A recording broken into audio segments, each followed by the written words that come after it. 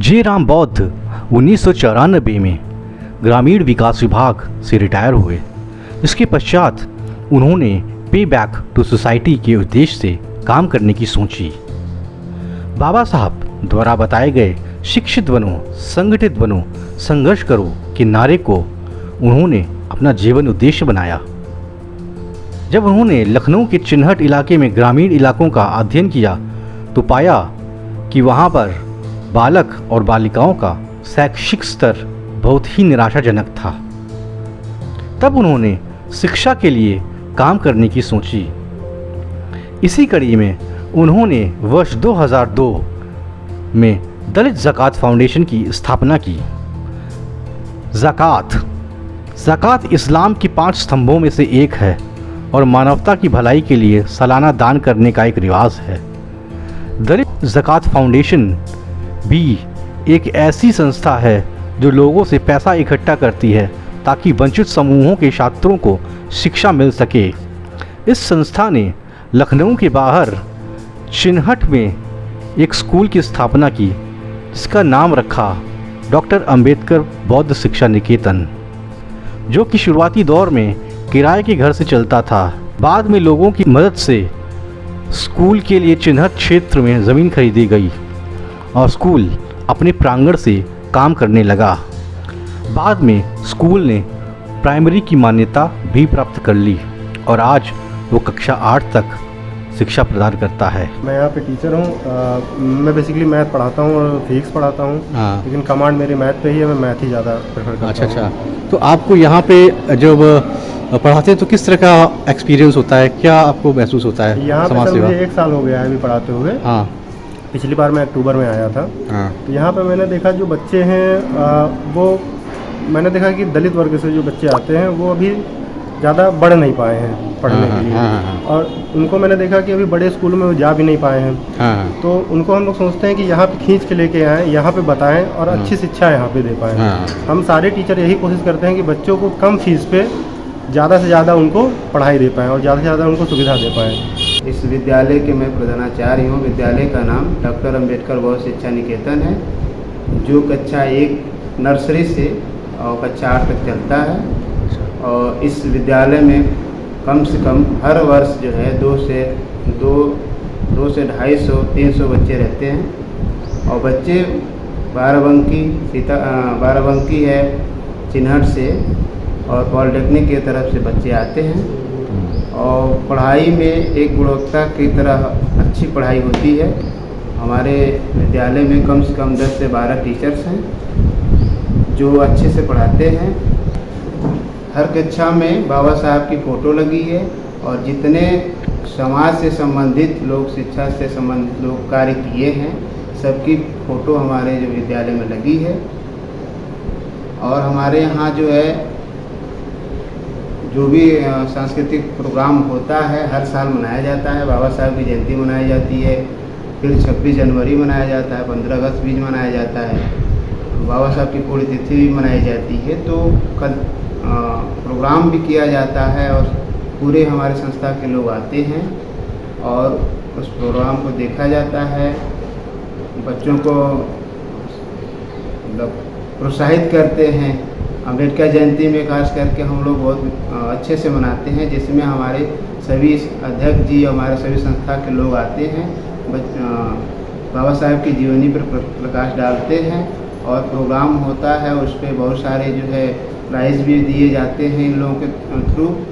और जो हमारी जो सैलरी होती है जो हमारी संस्था ही देती है, बच्चों से नॉर्मल फीस दिया जाता है। बच्चे बहुत गरीब परिवार के आते हैं, उन लोगों से बस एक नॉर्मली फ़ीस रखी जाती है कि बच्चे पढ़ें। और जो भी दिक्कतें होती हैं, बच्चे फीस नहीं दे पाते हैं, तो हमारी संस्था उन बच्चों को माफ़ कर देती है। जहां एक तरफ दलित ज़कात का उद्देश्य छात्रों को बुनियादी शिक्षा प्रदान करना है, तो वहीं अंबेडकर ट्रस्ट ऑफ इंडिया दलित छात्रों को उच्च शिक्षा को पूरा करने के लिए वित्तीय सहायता प्रदान करके सुविधा प्रदान करता है। ट्रस्ट वित्तीय सहायता प्रदान करने के लिए ट्रस्टियों से धन प्राप्त करता है। यह ट्रस्ट भारतीय सोसाइटी पंजीकरण अधिनियम 1861 के तहत पंजीकृत है और पे बैक टू सोसाइटी में रुचि रखने वाले लोग इस संस्था में धन जमा कराते हैं। वे 15,500 रुपये से लेके 25,000 रुपये तक की आजीवन राशि का योगदान देकर ट्रस्टी बन सकते हैं। ये दान ही धन का एकमात्र स्रोत है। संगठनों के कुछ निष्ठावान योगदानकर्ताओं में पी राम, जो कि एक सेवानिवृत्त इंजीनियर हैं, ए भाटिया, वो भी एक सेवानिवृत्त इंजीनियर हैं, और पी कुरील, जो कि भारतीय डाक सेवा से सेवानिवृत्त कर्मचारी हैं। इसके अलावा और भी कई अन्य लोग हैं जो संगठन में योगदान दे रहे हैं और वंचित बच्चों को शिक्षा प्रदान करने में मदद कर रहे हैं। जयराम जी ने 2018-19 में महिलाओं को आत्मनिर्भर बनाने की ज़रूरत महसूस की और रमाबाई अंबेडकर महिला उत्थान समिति की नींव रखी। संघमित्रा शंकर, एक रिटायर्ड PCS अधिकारी, इस समिति की संस्थापक और उपाध्यक्ष हैं। ये संस्थान महिलाओं को प्रशिक्षण देता है। संस्थान का वित्तीय लेखा जोखा देखने के लिए एक फाइनेंशियल कंट्रोलर भी हैं। समाज के लिए अपना जीवन अर्पित करने वाले महान व्यक्ति श्री जयराम बौद्ध का 29 मई 2022 को निधन हो गया। उनकी पहली पुण्यतिथि पे हम उन्हें श्रद्धांजलि देते हैं। मैं भारतीय दलित जगत फाउंडेशन का वित्त सचिव हूँ। इस संस्था के संस्थापक परिनिर्वाण श्री जयराम साहब थे। उन्होंने ये सोचा कि जो हमारे मोहल्ले के गरीब बच्चे हैं, जो पन्नी बिनने वाले हैं, पत्थर कटे के बच्चे हैं, गरीब, जो उनको कोई शिक्षा नहीं मिलती है, उन बच्चों को शिक्षा दिलाने के लिए एक स्कूल खोला जाए। तो हमारे समाज के जो समृद्ध लोग हैं 1,000 रुपये, 500 रुपये पर मंथ चंदा दे करके उन्होंने पैसा इकट्ठा करके इसको स्कूल की बिल्डिंग बनवाई और उसमें आजकल बच्चे पढ़ रहे हैं। करीब 200-250 बच्चे पिछले मार्च तक के थे, समझे। कक्षा 8 तक की इसकी मान्यता प्राप्त है और हाई स्कूल तक के बच्चे पढ़ रहे हैं। तो उनका मेन उद्देश्य है कि गरीब बच्चों को कैसे शिक्षा दी जाए, उनको बुला करके सुझाव, उनसे फीस नॉमिनल ली जाती है। पहले बात तो बहुत से लोगों को निःशुल्क भी दी जाती है, जो देने के सक्षम है थोड़ी बहुत फीस ली जाती है और उसका उद्देश्य है भारतीय दलित जगत फाउंडेशन का। और अम्बेडकर ट्रस्ट ऑफ इंडिया का तो साहब ने बताया कि जो सक्षम लोग हैं 10,500 पहले था, अब 15,500 रुपये हर व्यक्ति जो सदस्य बन सकता है उस पैसे से इकट्ठा करके जो हमारे समाज के गरीब लोग हैं जिनके बच्चे बीटेक, एमटेक या मतलब MBBS वगैरह में आ जाते हैं, लेकिन उनके बच्चे इतने निर्धन हैं कि पैसे नहीं दे पाते हैं, उनका परिवार की स्थिति ऐसी है, तो उनको पढ़ने के लिए पूरा 5 साल का खर्चा दिया जाता है। जब वे सर्विस में आ जाते हैं तो उनको मतलब पैसा 35 इंस्टॉलमेंट में वापस लिया जाता है। हमारे एक बात बताएं, कानपुर का एक बच्चा था जिसके MBBS में आ गया और उसकी माँ, हम लोगों के जो पैसा आता है पहले अकाउंट बैंक में जमा होता है, हमारे अध्यक्ष महोदय के साइन से पैसा निकल के सारा जो इस मैनेजमेंट कमेटी डिसाइड करती है उस पर खर्च होता है यहाँ पर। तो और संस्थाओं की अपेक्षा इसमें जो पैसा आता है उसमें कह सकते हैं कम 110% खर्च होता है। आप पूछेंगे 110% क्यों, जब 10 रुपये आता है तो एक मतलब 100 रुपये आया तो 110 कैसे हुआ। जितने भी अधिकारी हैं यहाँ के, वित्त सचिव से लेकर जो सदस्य हैं, वो अपने खर्चे से पेट्रोल लगा करके जहाँ से पैसा के इकट्ठा करना और खर्च करना, बैंक से जमा निकालना, ये सब बड़ा प्रबंध अपने खर्च पैसे से ही खर्च करते हैं। इसका पैसा संस्था से कोई नहीं लेता है। तो इस तरीके ये संस्था बिल्कुल वित्त के मामले में बिल्कुल स्पष्ट है। इसका चार्टर्ड अकाउंटेंट द्वारा ऑडिट होता है और खर्च होता है हमारे समाज गरीब बच्चों के लिए, हमारे समाज के लिए, लोगों के लिए जो सक्षम लोग हैं ये सब कर रहे हैं। हम बताना ये चाह रहे हैं कि ये संस्था द्वारा, ये संस्था का 3 ब्रांच है, वो के सबके काम अलग अलग हैं। पहला है अम्बेडकर ट्रस्ट ऑफ इंडिया, दूसरा है भारतीय दलित जगत फाउंडेशन और तीसरा है रमाबाई महिला उत्थान समिति। इन संस्थाओं, तीनों संस्थाओं की स्थापना हमारे स्वर्गीय जयराम बौद्ध साहब ने किया था।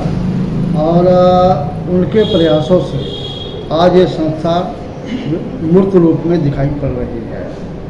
अम्बेडकर ट्रस्ट ऑफ इंडिया जो की स्थापना या इसका स्थापना की गई, उसका लक्ष्य ये था कि हमारे समाज के बीच जो गरीब बच्चे हैं और वो तकनीकी शिक्षा में यदि उनका सिलेक्शन हो जाता है और वह उसकी फीस या उसके खर्चे वहन करने में सक्षम नहीं है, ऐसे बच्चों को इस संस्था द्वारा आर्थिक सहायता दे करके उनकी डिग्री पूरा कराना, और जब वो डिग्री पूरा कर लेंगे नौकरी पाएंगे, नौकरी के बाद वह मासिक किस्तों में बिना ब्याज के वो संस्था को वापस करेंगे। इसी तरह जो है मेडिकल लाइन में नीट में जो बच्चा सिलेक्शन हो जाता है, MBBS MD, तो उसके लिए भी जो है संस्था की तरफ से ऐसे गरीब बच्चों को यहाँ से सहायता दी जाती है। नर्सिंग के क्षेत्र में भी जो है लड़कियों को जो है आर्थिक सहायता दी जा रही है।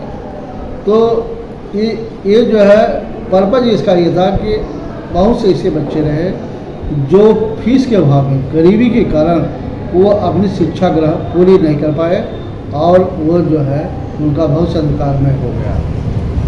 इसलिए ये निर्णय लिया गया कि उनको पूरी यहाँ से आर्थिक सहायता दी जाएगी। आर्थिक सहायता देने के बाद जो वो अपने पैरों पर खड़ा हो जाएंगे, अपने परिवार का पालन पोषण कर सकते हैं और उनको असुविधा नहीं होगी। ये जो है भारतीय दलित जकात फाउंडेशन का जो है कार्य क्षेत्र रहा। अब तक इसमें 52 लाख रुपये का वितरण किया जा चुका है। इसके जो ट्रस्टी बनते हैं, पहले 10,500 रुपये आजीवन एक बार ही देना होता था, ये जीवन में एक बार ही देना होता था। तो ऐसे अपने समाज के लोगों से पैसा इकट्ठा किया गया, उन्हीं के पैसे से इकट्ठा करके 52 लाख अब तक इस संस्था द्वारा वितरित किया जा चुका है। और इसमें जिन बच्चों की ट्रेनिंग पूरा हो गई, नौकरी में आ गए, ऐसे 11 बच्चे आज की डेट में अपने पैरों पर खड़ा हो गए और वह बच्चे जो है 3,000 4,000 रुपया मासिक किस्तों में बिना ब्याज के वो पैसा संस्था को वापस कर रहे हैं।